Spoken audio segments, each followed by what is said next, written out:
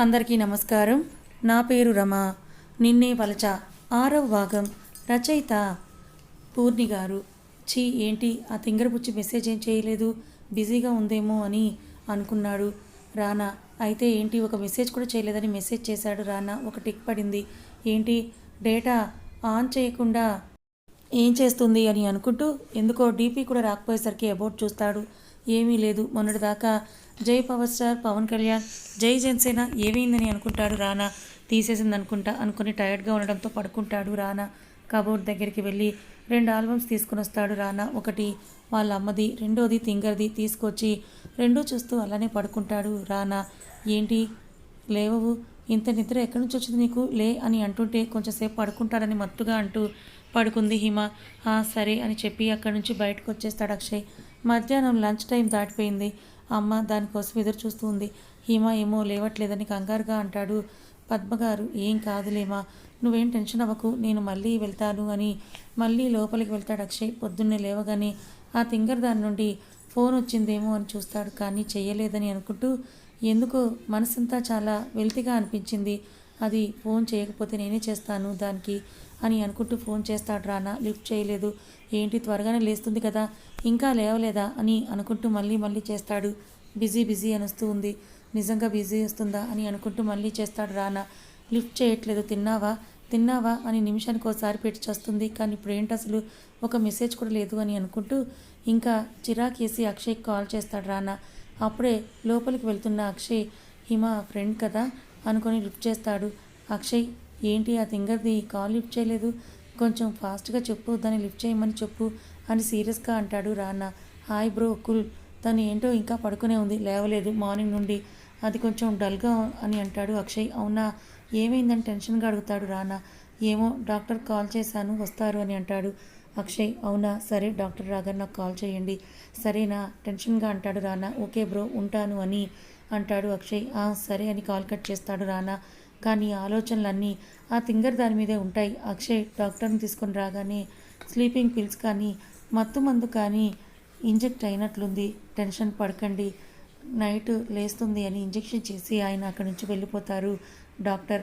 అదేంటి డాక్టర్ ఎందుకు అలా అయ్యిందని అనుకుంటూ అదే విషయం ఇది పద్మగారికి కూడా చెప్తాడు అక్షయ్. అవునా, తెలియక వేసుకుందేమోలే, ఏదన్నా తలనొప్పి అందిరా నాన్న అని అంటారు పద్మగారు. అవునా మా అమ్మమ్మకి చెప్పు సాయంత్రం కానీ పొద్దున్నే వస్తుందని జాగ్రత్తమా అని చెప్పి అక్కడి నుంచి బయటకు వెళ్తాడు అక్షయ్. సరే అని చెప్పి అక్కడి నుంచి లోపలికి వెళ్తారు పద్మగారు. బయటకు వచ్చి బైక్ స్టార్ట్ చేశాడో లేదో ఫోన్ రింగ్ అవుతోంది. ఎప్పటి నుంచో టెన్షన్ పడుతూ ఉన్నాడు. ఏంటి ఇంకా ఫోన్ చేయలేదని అనుకుంటూ వెంటనే అక్షయ్ కాల్ చేశాడు రానా.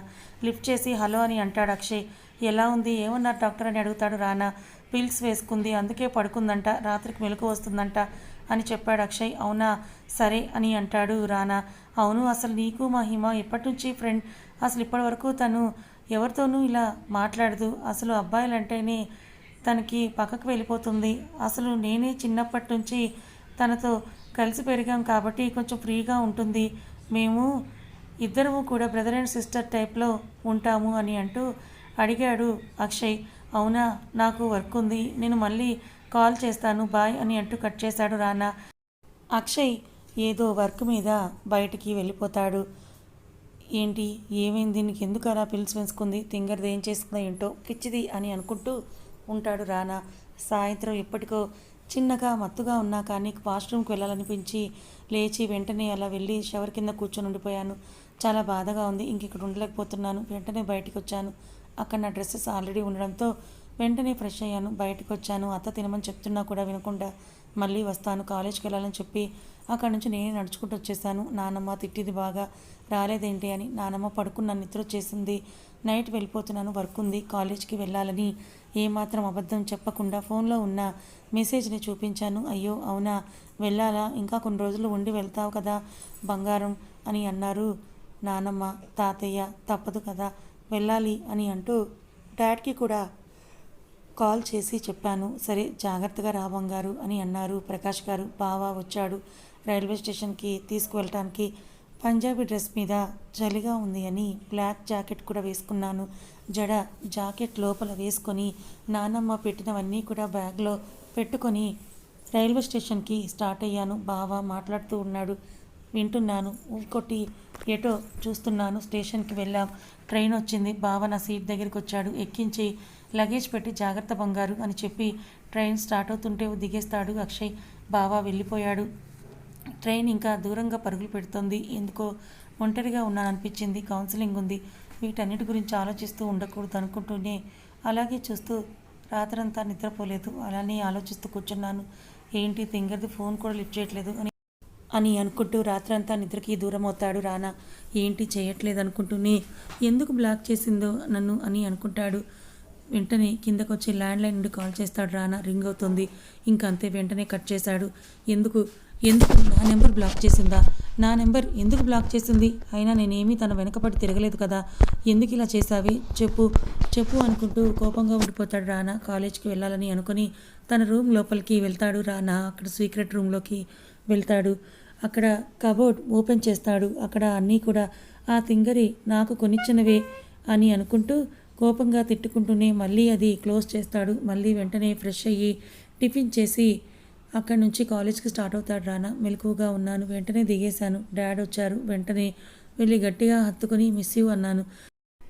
2 రోజులకే అని నవ్వుతూ నిన్ను కూడా నేను చాలా మిస్ అయ్యానురా అని బొగ్గ మీద ముద్దు పెట్టుకుని ముందుకు నడుస్తారు ప్రకాష్ గారు.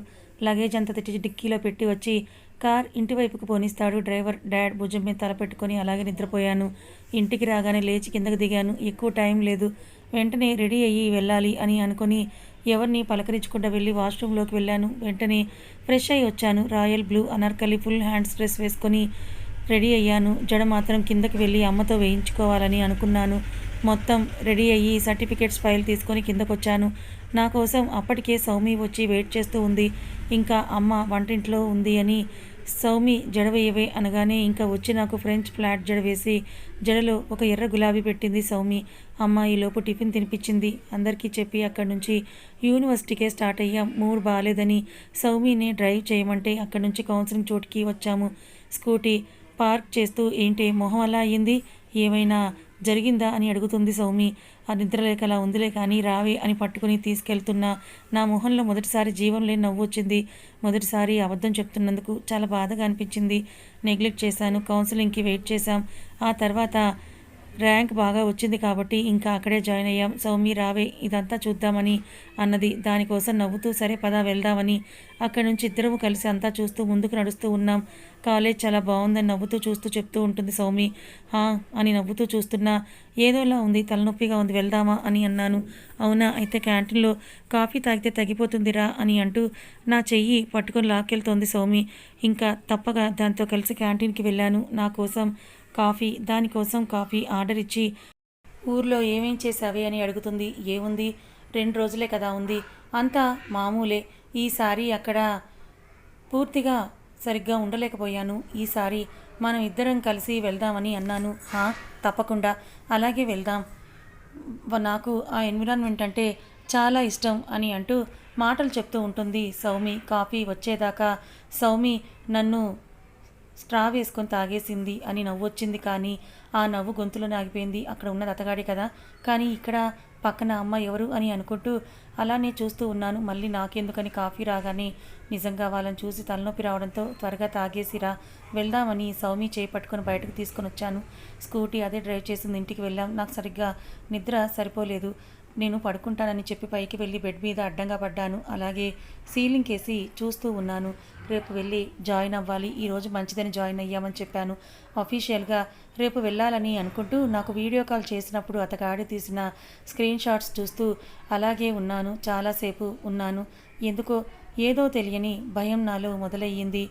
చాలా అలచడిగా అనిపించింది. ఎందుకు ఎందుకు అని అనుకుంటూ అలాగే పడుకున్నాను. నిద్ర రావట్లేదు. కానీ ఆలోచనలు మాత్రం సుడిగుండాలుగా నా మైండ్లో తిరుగుతూనే ఉన్నాయి.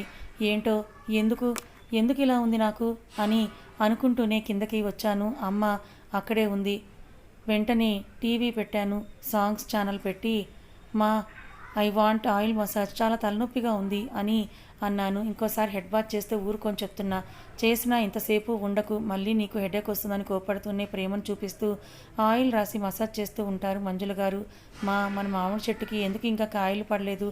పూత కూడా పడింది కదా అన్నాను. అదా, ఇంకా కొంతకాలం పడుతుందిలే అని చెప్పి ఆయిల్ మసాజ్ చేసి నీట్గా చిక్కు తీస్తూ జడవేస్తూ ఉంటారు మంజుల గారు. అమ్మ వేసింది. ఇదిగో మన చెట్టు మల్లెలు బాగా విరక్కాసాయని మల్లెలు కనకాంబరం మరువం పెట్టి కట్టిన పెద్ద పూలమాలను తలలో పెట్టి పద భోజనం తినిపిస్తాను నీకు అని చెప్పి లోపలికి తీసుకుని వెళ్ళి భోజనం తినిపిస్తారు మంజుల గారు. తల్లి పెడుతున్నది కాదనకుండా తింటూ ఉన్నాను. చాలా సంతోషంగా ఉంది. ఎందుకో వెలితిగా అనిపించింది. అయినా కూడా ఆలోచనలన్నీ పక్కకి తోసి సరే నేను అలా మన గార్డెన్లో కూర్చుంటానని తినేసి వచ్చి గార్డెన్లో కూర్చున్నాను.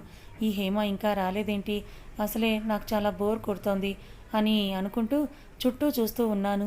ఏం చెయ్యాలో తెలియట్లేదు. బాధ, కష్టం అనేవి చిన్నప్పటి నుంచి తెలియకుండా పెంచారు. కానీ ఇప్పుడు ఒక అతన్ని ఇష్టపడి పెళ్ళి తనతోనే అని అనుకున్నాను. కానీ అతగాడు ఏం చేశాడు నన్ను అని ఆలోచిస్తూ ఉండగా కళ్ళ వెంట నీళ్లు ఆటోమేటిక్గా వచ్చేస్తున్నాయి. అమ్మ ఐస్ క్రీమ్ తినొస్తానని చెప్పి 200 రూపీస్ మాత్రమే తీసుకొని ఫోన్ అక్కడ పడేసి మనీ పాకెట్లో పెట్టుకొని నార్మల్ స్లిప్పర్స్ వేసుకొని అక్కడి నుంచి బయటకు వచ్చాను. నా పింక్ సైకిల్ వేసుకొని వెళ్దాం అనిపించింది. ఇదే బెస్ట్ అనుకుని వెంటనే అది తీశాను. కానీ వెనక టైర్లో గాలి లేదు. సరే అని గేర్ సైకిల్ తీశాను. తలకి క్యాప్ పెట్టుకున్న పార్లర్ దగ్గర ఉన్నా. కానీ ఎందుకో బయటికి వచ్చాను. కానీ ఏం చెయ్యాలి అని లేదు. ఎందుకో వెళ్ళకూడదు అనుకుంటూనే అతగాడి ఇంటి వైపుకి వెళ్ళాను. ఒకసారి చూసి మళ్ళీ ఇంటికి వెళ్దాము అని అనుకుంటూ వెనక్కి తిరిగేసరికి నా వెనుకే ఉన్న అతగాడి బైక్ ఆగి ఉండడం గమనించి వెంటనే వెళ్ళిపోదామని అనుకొని క్యాప్ని మొహానికి కిందగా పెట్టుకొని సైకిల్ పక్క నుండి వెళ్దామని తిప్పేసరికి మా పక్కనే వచ్చి ఒక కారు ఆగుతుంది. ఏంటి రానా, నన్ను వదిలేసి వచ్చావు? నేను నీతో వస్తానని చెప్పాను కదా అని కారు నుండి దిగుతూ అంటుంది. లవ్, ఎందుకు లవ్? ఇంటికి వెళ్ళక నాకు పనుంది, ఊరు వెళ్ళాలి, నువ్వు వెళ్ళానంటాడు రానా. అప్పుడే మంచి టైం, మళ్ళీ చూస్తే దిగజారి వెనక పడుతున్నాను అనుకుంటాడేమో ఏమో అనుకొని వెళ్ళిపోయాను. చాలా దూరమే వెళ్ళిపోయాను. ఎందుకు అని ప్రశ్నించుకుంటూ అలా వెళ్తూనే ఉన్నాను. ఏంటో ఎలా ఉండే జీవితం ఎలా అయింది అని అనుకుంటూ డాడ్ వాళ్ళ ఆఫీస్ వైపు వెళ్ళాను. నాకు చాలా ఇష్టం సైక్లింగ్ అంటే, అందుకే ఇప్పటి వరకు కాలు నొప్పులు ఏంటో. అక్కడి వరకు వెళ్ళాక డాడ్ దగ్గరికి వెళ్తే కన్ఫర్మ్గా చేస్తాను. అక్కడి వరకు వెళ్ళి మళ్ళీ ఇంటికి వచ్చే వైపుకు వెళ్తున్నాను. అక్కడ ఎవరో గుంపుగా ఉన్నారు. ఏమైందని అనుకుంటూ సైకిల్ దిగి స్టాండ్ వేసి అక్కడి నుంచి ముందుకు వెళ్ళాను. ఎవరో కూర్చుని ఉన్నారు. అందరూ నెక్స్ట్ ఏం వేస్తారని చూస్తూ ఉన్నారు. అలాగే నేను అతడికి ఎదురుగా వెళ్ళి చూస్తున్నాను. క్యాప్ తీసి చేత్తో పట్టుకున్నాను. అక్కడ ఉన్న కర్చీఫ్లో ఆ 200 వేసేసి నిలబడ్డాను. ఏం వేస్తాడా అని ఏదో ఆలోచిస్తూ అక్కడే నిలబడ్డాను. ఆ బొమ్మలు వేసేవాడు రోడ్డంతా నా బొమ్మే గీశాడు. నేను షాక్ అయ్యాను. అందరూ ఎవరా అని నా వైపే చూస్తూ ఉన్నారు. బ్లూ కలర్ అనార్కలి, దాని మీద బారు జడ, దాని నిండా మల్లెలు వేసుకొని ఉన్న నా ఫోటో చాలా అందంగా గీశాడు. కానీ అందులో మొన్నటి వరకు ఉన్న సంతోషం లేదు. చాలా అందంగా ఉంది ఆ బొమ్మ. ఫోటో తీసుకుందామని అనుకున్నాను. కానీ నేను ఫోన్ తీసుకొని రాలేదని ఇంకా ఏం చేస్తాను. అలానే చూసి థ్యాంక్స్ అని చెప్పాను. అక్కడ ఉన్న అందరూ కూడా సూపర్ అని అంటూ ఫొటోస్ తీస్తూ ఉన్నారు. నేను అది చూసి ఎంతసేపు ఇక్కడ ఉంటాను అనుకుని అక్కడ నుంచి వచ్చేసాను. సైకిల్ స్టార్ట్ చేశాను. ఏదో ఎగ్జిబిషన్ పెట్టారు, నెక్లెస్ రోడ్ ప్లాజా. నేను వెంటనే చూసి ఇంటికి వెళ్ళాను. సరదాగా వెళ్ళి రావాలని ఎప్పటి నుంచో అనుకుంటున్నాం. కానీ వినడానికే అసలు కుదరటం లేదు అని అనుకుంటూ మా ఇంటికి ఎందుకు సౌమి ఇంటి దగ్గరికి వెళ్ళి అక్కడి నుంచి హేమాను అమ్మ వాళ్ళని కూడా వచ్చేయమని చెప్పొచ్చని అనుకుని అటు సౌమి వాళ్ళ ఇంటికి వెళ్ళాను. ఒక 30 నిమిషాలు అంతే అనుకొని ఫాస్ట్గా వెళ్ళాను. అప్పుడే మమ్మ స్క్వేర్, సౌమి మొక్కలకు వాటర్ పడుతూ ఉంటారు. మమ్మ స్క్వేర్ హాయ్ అని గట్టిగా హత్తుకొని ఐ లవ్ యూ అని అన్నాను. నేను నీతో మాట్లాడను, నువ్వు ఇక్కడికి వచ్చి ఎన్ని రోజులు అవుతుంది అని అలుగుతారు మంజుల గారు. మమ్మ స్క్వేర్ రావటానికి కుదరలేదు, అసలు ఇక్కడే కొన్ని రోజులు ఉంటాలే, రెడీ అవ్వండి, మనం అందరం కలిసి ఎగ్జిబిషన్కి వెళ్దామని అన్నాను. అవునా, అయినా ఏంటి సైకిల్ మీద ఇక్కడికి వచ్చావా నువ్వు, లోపలికి రా అని అంటూ తీసుకుని వెళ్ళి అమ్ము వెళ్ళి వాటర్ తీసుకొనిరా అని అంటారు మంజుల గారు. ఇది మరీ టూ మచ్, పో అని అలిగి వెళ్ళి హిమాకి వాటర్ ఇచ్చి నేను వెళ్ళి రెడీ అవుతాను, నువ్వు కూడా రా, త్వరగా రెడీ అవ్వు, నేను వెళ్ళి మా మమ్మ స్క్వేర్కి, నా హేమాకి, బాబాయ్కి ఫోన్ చేస్తాను, త్వరగా రమ్మని అని లోపలికి వెళ్తుంది సౌమ్య. ఇంకా అందరూ రెడీ అయ్యి ఎగ్జిబిషన్కి వెళ్తారు. అందరూ కలిసి నడుస్తూ ఉంటారు. సౌమ్య వాళ్ళ అమ్మ, మా అమ్మ పేర్లు ఒక్కటే, కానీ సొంత అక్కా చెల్లెల్లాగా ఉంటారు. డాడీ, మహేష్ బాబాయ్ కూడా చాలా క్లోజ్గా ఉంటారు. హేమ, సౌమ్య అయితే ఇంకా క్లోజ్గా ఉంటారు. ఇలా వాళ్ళు నడుస్తూ ఉండగా నేను ఒక్కదాన్ని చిన్నగా వెనక్కి నడుస్తున్నాను. ఏంటి రానా, నన్ను వదిలేసి వచ్చావు? నేను నీతో వస్తానని చెప్పాను కదా అని కారు నుండి దిగుతూ అంటుంది లవ్. ఎందుకు లవ్? ఇంటికి వెళ్ళక నాకు పనుంది, ఊరు వెళ్ళాలి, నువ్వు వెళ్ళని అంటాడు రానా. ఎగ్జిబిషన్కి వెళ్దాం ప్లీజ్ ప్లీజ్ అని అడుగుతూ ఉంది లవ్. ఇక్కడ ఇంటి ముందు నేను చూసింది ఆ అమ్మాయినే కదా, తింగరబుచ్చే కదా, కానీ ఎందుకు వెళ్ళిపోయింది? తన కాదా? బ్లూ కలర్ డ్రెస్, అంత బారు జడ నిండా పూలు అని ఆలోచిస్తూ సరే నన్ను వెళ్ళి ఫ్రెష్ అయ్యి రానివ్వు అని లోపలికి వెళ్ళాడు రానా. అక్కడి నుంచి అమ్మయ్య, ఆ అమ్మాయి నుండి పూర్తిగా డైవర్ట్ చేయాలి అని అనుకొని అక్కడి నుంచి లోపలికి వెళ్ళి వెంటనే రానా ఫోన్ తీసుకొని తన పిక్స్ అన్నీ కూడా డిలీట్ చేసేస్తుంది లవ్. నెంబర్ దగ్గర లాస్ట్ నెంబర్ని చేంజ్ చేసి ఫోన్ అక్కడే పెట్టేసి వస్తుంది లవ్. అక్కడి నుంచి బయటకు వచ్చి సర్వెంట్స్ చేత కాఫీ ప్రిపేర్ చేయించి బయటకు వచ్చే లోపు వచ్చేస్తాడు రానా. పనమ్మాయి వచ్చి ఇద్దరికి కాఫీ ఇచ్చి వెళ్ళిపోతుంది. ఇద్దరు తాగి అక్కడి నుంచి స్టార్ట్ అవుతారు. రానా బైక్ స్టార్ట్ చేస్తాడు. రోడ్ మీద వెళ్తూ అక్కడ రోడ్ పక్కకి ఉన్న బొమ్మను చూసి లవ్ నువ్వు వెళ్ళి కూల్ డ్రింక్ తీసుకురాని మనీ ఇచ్చి తనని పంపించేసి కొంచెం ముందుకు వెళ్తాడు. ఇది మా ఇంటి పక్క కొంచెం దూరంలో ఉంది. వెంటనే బైక్ స్టాండ్ వేసి అతని దగ్గరికి వెళ్తాడు. ఈ బొమ్మ ఎవరిదని అడుగుతాడు రానా. అదా, ఇందాక ఒక అమ్మాయి వచ్చింది, తను చాలా అందంగా ఉంది అని వేశాను, మేడం డబ్బులు ఇచ్చి వెళ్ళారని చెప్పాడు అతను. అవునా, నిజంగానే వచ్చారా అని ఆలోచిస్తూ సరే అని అంటాడు రానా. థ్యాంక్స్ సార్ అని అంటాడు అతను. అతనికి చాలా మనీ ఇచ్చి బాగా వేశావని చెప్పి వెంటనే వాటిని ఫొటోస్ తీసుకుంటాడు. చాలా అందంగా అమాయకంగా ఉంది, మొహంలో సంతోషం, కానీ చిరునవ్వు అస్సలు కనపడటం లేదు. ఏదో అయ్యింది ఈ తింగరబుచ్చికి అని అనుకుంటూ తన మనసులో అనుకొని అక్కడి నుంచి లవ్ వచ్చేలోపే బైక్ దగ్గరికి వెళ్ళి ఇటు నుండి కాకుండా వేరే వైపుకి తీసుకొని వెళ్తాడు రానా. ఏంటి ఇటు వస్తున్నాం మనము అని అడుగుతుంది లవ్. ఇది షార్ట్ కట్ అని ఒక్క ముక్కలో చెప్పి బైక్ డ్రైవ్ చేస్తూ ఎగ్జిబిషన్ తీసుకెళ్ళి నువ్వు ఇక్కడే ఉండు, నేను వెళ్ళి బైక్ పార్క్ చేసి వస్తాను అని చెప్పి అక్కడి నుంచి పార్కింగ్కి వెళ్తాడు రానా. ఏంటి మూడీగా ఉన్నాడు, ఎలాగైనా సరే నార్మల్ చేయాలి అని అనుకుంటూ ఈలోపు ఎంట్రన్స్ టికెట్స్ తీసుకొని రానా కోసమే వెయిట్ చేస్తూ ఉంటుంది లవ్. ఏమైంది ఈ తింగరబుచ్చికి, ఎందుకు నన్ను అవాయిడ్ చేస్తుంది, ఏమైంది ఉన్నట్లుండని బైక్ పార్క్ చేసి ఒకసారి మెసేజ్ చేద్దాం అనుకొని ఫోన్ తీసి నో అనుకొని గ్యాలరీ ఓపెన్ చేయగా అందులో తింగరబుచ్చి అనే ఆల్బమ్ లేదు. ఏమైందని అనుకొని చెక్ చేస్తాడు రానా. ఏమైందో కనుక్కోవాలనుకొని లవ్ దగ్గరికి వెళ్తాడు రానా. ఇంతసేపు ఏం చేశావు అని వెళ్ళి రానా చేయి చుట్టుకొని అడుగుతుంది లవ్. ఏయ్ వదులు, నాకు అలా పట్టుకోవడం నచ్చదని వదిలించుకొని ముందుకు నడుస్తూ రా అని అంటాడు. రానా వస్తున్నాను అని కోపంగా రానా వెనకే వెళ్తుంది లవ్. లోపలికి వస్తారు. నువ్వు అన్నీ చూస్తుండు, నేను వెళ్ళి కాల్ మాట్లాడేసి వస్తాను సరేనా అని అంటాడు రానా. అదేంట్రా నువ్వు ఇలా చేస్తావు, నువ్వు ఉన్నావనే కదా నేను నీతో పాటుగా ఇక్కడికి వచ్చింది, నువ్వు ఇలా చేస్తే నేను ఏడుస్తాను అని అంటుంది లవ్. అబ్బా ఏడవకి ఇప్పుడు, సరే పదా అని అంటాడు రానా. హా అని నవ్వుతూ మళ్ళీ రానా చెయ్యి పట్టుకొని నడుస్తుంది లవ్. ఏమీ అనలేక సైలెంట్గా ఆమెతోనే నడుస్తూ ఉంటాడు రానా. అది చూడు ఇది చూడని చెప్తూ ఉంటుంది లవ్. విసుగ్గా అన్నీ చూస్తూ ఉన్నాడు రానా. హేమ, సౌమి జైంట్ వీల్ ఎక్కుదామని చాలా గొడవ చేస్తారు. నేను సరే ఎక్కుతానని అన్నాను. వాళ్ళ ఎంజాయ్మెంట్ మామూలుగా లేదు. నేనే ఏది సరిగ్గా చూడలేకపోతున్నాను. తప్పదు కదా, వాళ్ళ కోసం భరించాలని అనుకున్నాను. సరే అని లైన్ నిలబడ్డాం. ఫుల్ రష్ ఉంది. ముందు నేను నిలబడ్డాను. నా వెనుక సౌమి, హేమ ఉన్నారు. నాన్న, బాబాయ్, మమ్మ, స్క్వేర్ మమ్మీ అందరూ వేరే చూస్తూ ఉన్నారు. నా ముందు ఎవరో ఉన్నారు, చాలా ఎత్తుగా, సేమ్ అతగాడిలాగే ఉన్నారు. మళ్ళీ ఊహలు అటే వెళ్తున్నాయి.